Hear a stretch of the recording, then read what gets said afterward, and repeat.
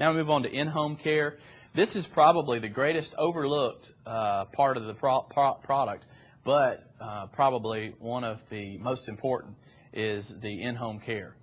In-home care is obviously in your own home. Now think about this for a second, because a lot of people don't think this way. This might be a revelation to you. Insurance companies are in business to make money, okay? That is the point of being in business, is to make money. Now, a lot of people say, oh, well, my insurance company loves me and wants to take care of me. They might. I'm not saying they don't. But what I am saying is that they are in business to make money, okay? They are a business, and that's what businesses do, okay? Insurance really want the opposite. Insurance is really the opposite of what you're thinking about, okay? So life insurance is really to protect from death insurance. Health insurance is really when you're not healthy, right? Car insurance is really for when you break your car, right? So you understand? In-home care is a great, great thing, because imagine you've been disabled, you cannot perform several of your daily functions, your ADLs, and you need to start receiving care, and you're going to have to go to an assisted living place because you're in a wheelchair now.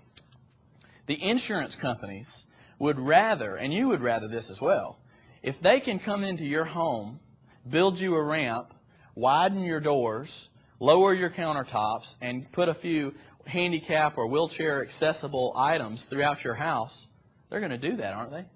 If they can spend, say, $15,000 doing a few modifications to your house, number one, you're happy because you got to stay at your own home instead of going to a facility. But two, the insurance company is happy because they just paid out $15,000 and you require no more care and you're happy. Okay? Whereas a facility would cost them, like we said before, $30,000 to $40,000 per year. So the insurance company is happy when you go to in-home care too, and so are you. A lot of people buy these policies because they're afraid they're going to go to a nursing home. Remember, nursing home care only makes up 15% of the care given. Okay, so we want to make that distinction. So most people want to go to their home first, and you would too. I currently have 2 family members that are receiving in-home care from another family member because they don't have money to take care of themselves, and the family member does not want them to go to a nursing facility or an assisted living place. So they take care of them themselves.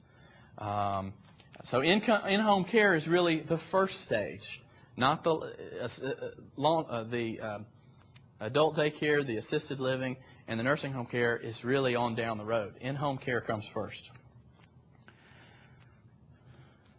Let's go on to assisted living. Most of you know what assisted living is or have a family member or a friend. If you have a church bulletin, there's probably a care needs section with members of your church family that are receiving nursing home care and are called shut-ins or sometimes happy hearts, or they have different names, but I'm sure you have a list of those. Assisted living places are just that, to assist. Many of them are very nice. They're almost like apartment complexes. They have daily activities that they will provide. They have 3 square meals a day, exercise programs. Most of the assisted living places that you would go in, if you have one of these policies or are able to pay for it yourself, are pretty nice. They're just that, assisted living. There are even many people that choose to go to an assisted living place because all their children have left and have their own lives. And a lot of people actually choose to go to an assisted living place because of the security, because they don't have to necessarily prepare meals. But some of the places actually have, like I said, little apartments. So you have your own kitchen. You can prepare your own food. You can come and go as you please. Many of the places not only provide bus services to go to the bank or to the mall or wherever you'd like to go, but a lot of people are still able to drive and actually have their car sitting out in the assisted living parking lot. So that's important to remember as well. Adult daycare. This is one of those things that I almost hate talking about, but it is a reality. So we really need to cover it. Adult daycare is just like child daycare. Okay, you've got your family member that you love and care for, and they can no longer provide for themselves, but you can't afford to provide for them 24/7.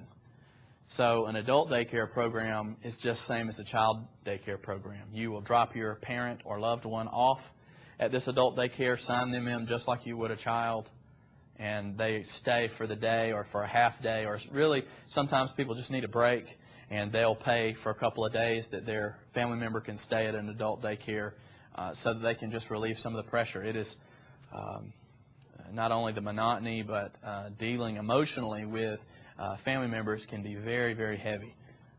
So adult daycare, that's what that takes care of. Nursing home care, of course, what everyone is so afraid of going to, and rightly so. It can be, if you've ever visited a nursing home, there are, not saying all of them certainly, but there are people that is such a lonely place that a lot of times when people do get sent to a nursing home, kind of out of sight, out of mind. I know that sounds terrible, but it's kind of true that people that are living in nursing homes just are aching and begging for attention and for a loved one to come and sit and speak with them. And that's why a lot of times people will have someone there, but they will also pay for a sitter just to come and spend time with their family member when they can't.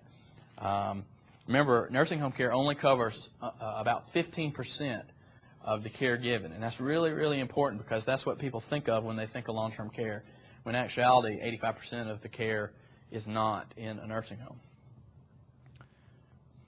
These policies today, policies these days are comprehensive. When they first came out in the 80s, they were just nursing home care for the most part.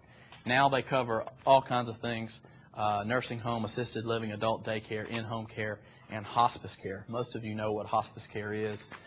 It is caring for someone that is in their last days, most of the time 6 months or less to live. It is very rare that a person will be put on hospice and get better. It's very rare. It does happen, thankfully, but for the most part, hospice care is called in as a last resort, and of course that is provided in these policies. Most all of these policies have a free hospice care, which is very nice and comforting to have a company that will come in and help take care of your family member in those days and comfort them, not only emotionally but spiritually with the family members. It's a very, very nice thing that the companies don't have to do, but it's an added value.